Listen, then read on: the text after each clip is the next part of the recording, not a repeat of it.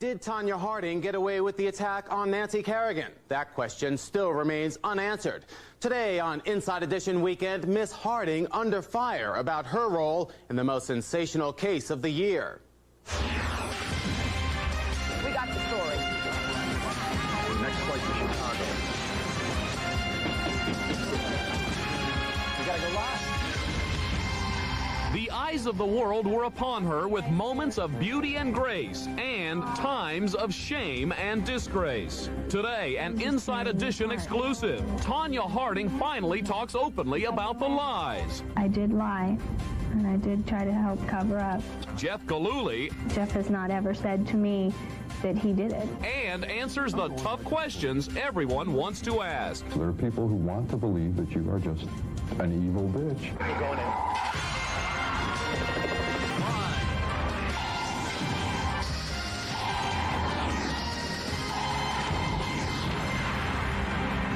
Hello, I'm Craig Rivera. Thanks for watching today.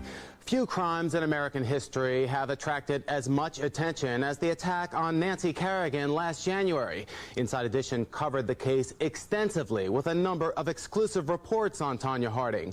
But what really happened still remains a mystery. Tonya admitted she covered up information about the actions of her friends and ex-husband. For that, she was fined and put on probation. But some believe Tonya Harding was directly involved in the planning of that terrible attack. Well, today, for the first time since she plea bargained in March, Tonya speaks out, and we will confront her with the evidence. That stunning interview when we come back. I didn't say I was innocent. I did lie, and I did try to help cover up, but I'm paying for that now. I had to give up my amateur career.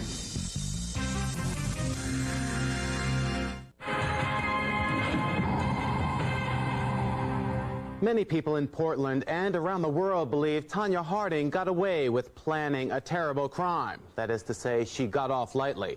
Well, Joe Loy spent months covering Tonya Harding, and in our exclusive interview, he confronts her with the questions that have so far gone unanswered. When somebody plea bargains to something, in some people's minds it's going to say they only cut the deal because she was guilty of more, and that's why they cut the deal. What do you say to those people? I don't like your wording, first of all.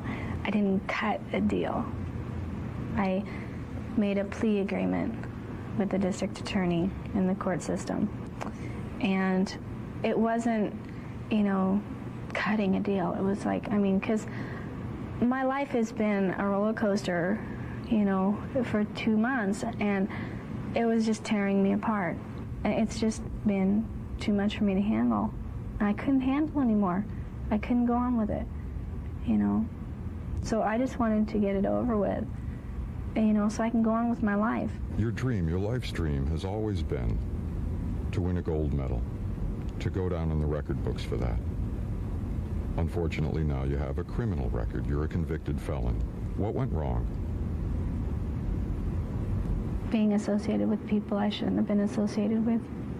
What is there, do you think, in your character that let that happen, that let you make that mistake? Because my skating was the most important thing to me. And I would do anything to do that. What did Tonya Harding do for her skating career? How far would she go? So began the greatest scandal in sports history. If they can find the people that did it, maybe it'll help other people from getting hurt. A scandal that ultimately brought down Tonya Harding's ex-husband, Jeff Gillooly, guilty of racketeering. Also charged in the crime, Gillooly's pal, a James Bond wannabe named Sean Eckhart. At the center of it all was Tonya Harding. Tonya, how you doing? Excuse me? I'm accepting a plea of guilty to conspiracy to commit hindering prosecution. Harding herself has pleaded guilty to being involved in a cover-up. To this day, she insists she had no prior knowledge of the Kerrigan attack, despite her ex-husband's insistence that she too was involved. Even now, there are people who just, for whatever reason, think that you had to be in on the attack on Nancy Kerrigan before it happened. Were you? No, I was not. I did not know anything about it until I got home. And in the next 2 days, between Monday night when I got home on the 10th and then Wednesday, that's when I found out that, that Sean was involved and Jeff was involved. Harding says the night she returned to Portland from Detroit, she began to hear bits and pieces of conversations between Eckhart and Gillooly. No, sorry, I have no comment. Well, I heard Sean and Jeff talking about the FBI and stuff like this, and about them calling and talking to them and everything. And I don't know, they just seemed really worried, and they started talking about, well, maybe we should say this and we should say that. Did there come a moment when they said, this is what happened, this is what we did? To this day, you know, Jeff has not ever said to me that he did it. You realize that a lot of people are going to have trouble swallowing that. For a lot of people, they can't understand how you found out this guy, this person close to me, and these other people are involved in this heinous, brutal assault on an innocent individual, and why you don't go, what's the matter with you? I'm going right to the police. Why didn't you do that? Because I was scared. At first, I didn't believe it was true, you know, but then when I found out, it was all so quick that it just all happened just like you can snap your fingers. Harding says her fear stemmed from a long and allegedly abusive relationship with Jeff Gillooly. What was the level of fear? I'd say a 9. A 9. That's up there with terrified. Yeah. How many times during that period did he strike you? Striked me once and pushed me once. Raise his voice? Many, many times. And threaten you? Yes.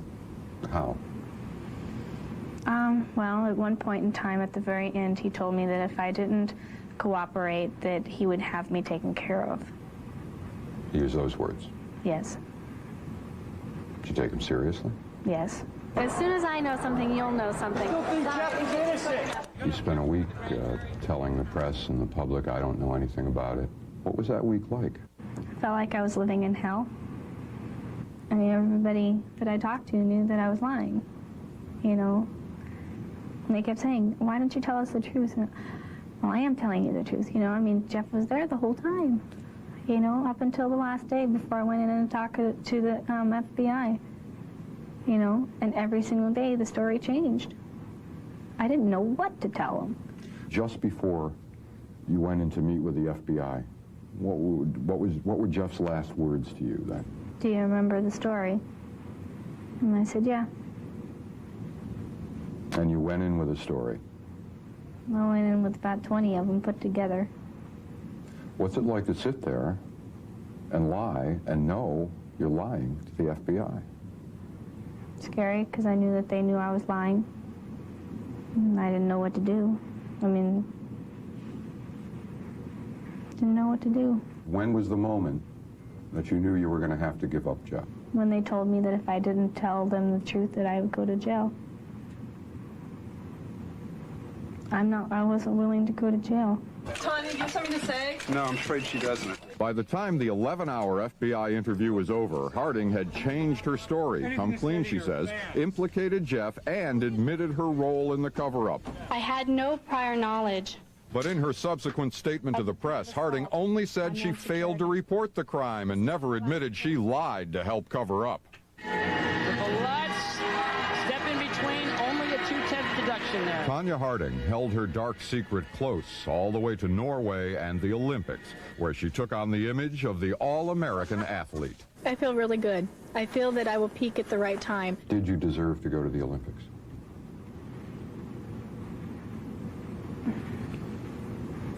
I don't know how to answer that. Well, I wonder if you feel that you deserve to go or not.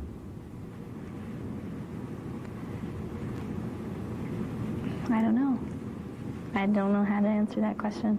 Did you feel in any way that you were conning the American public by being there? No. I mean, I knew I did something wrong, but I knew that, you know, soon I would take the responsibility for my actions. We saw so many different sides of you. You can be the athlete Tonya, the in-charge Tonya, the happy Tonya. Where does the real Tonya lie in all these faces we see? I'm all one person. There are those who say that you can change the Tonya you're going to see can change at the drop of a hat. I can get mad really easy. No, out of my way! Jesus! There are people who want to believe that you are just an evil bitch and that you're making all this up and trying to play like some sweetheart.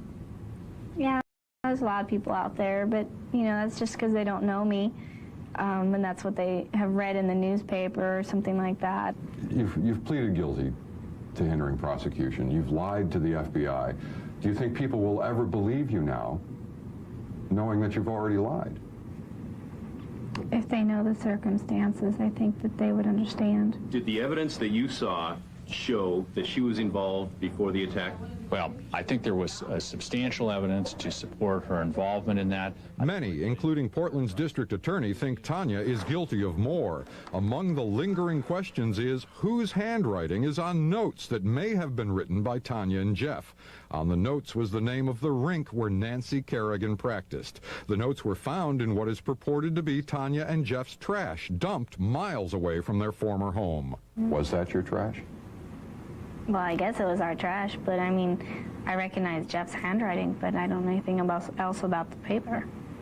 So it wasn't your handwriting on that paper? All I recognized was Jeff's handwriting. But was it your handwriting? I just recognized his. The other thing is allegedly making phone calls to determine Nancy Kerrigan's, where she practiced and what her practice schedule was. Did you make any of those phone calls? No, I didn't. Did you make any phone calls about Nancy Kerrigan in any way, shape, or form? Nope. But according to this woman, freelance skating writer Vera Morano, Harding did make a phone call asking about Nancy Kerrigan in the days before the attack. We reminded Harding of that call. Are you familiar with what Vera Morano told the FBI? Mm-hmm. What happened? Did you call Vera Morano? Yeah, Jeff bet me that there was this thing about where Nancy lived. Tonya says the call was made not because she was part of the plot, but because she and Jeff had a bet going about where Nancy Kerrigan lived and practiced. It was like a bet, you know? And so I said, well, I can prove it, you know? So I called up there and asked her, and she goes, yeah, this is da-da-da-da, you know? And about where she practiced?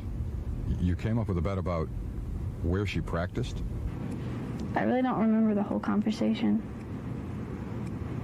And this is a coincidence that these guys are planning a plot and you're having this bet, but See, I wasn't ever around, you know? I mean, anybody can pull off anything and behind anybody's back and you wouldn't even know it. And you're the innocent in all of this? I didn't say I was innocent. I did lie, and I did try to help cover up, but I'm paying for that now. I had to give up my amateur career. You know, I had to give up my life, basically, for what Jeff did and what Sean did. And that's the story? Yes. The whole story? Yes. What really happened? Yes. This is the truth? Yes.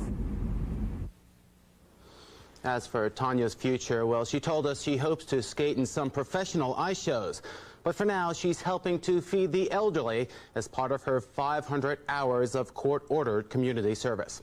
And Inside Edition Weekend, we'll be right back.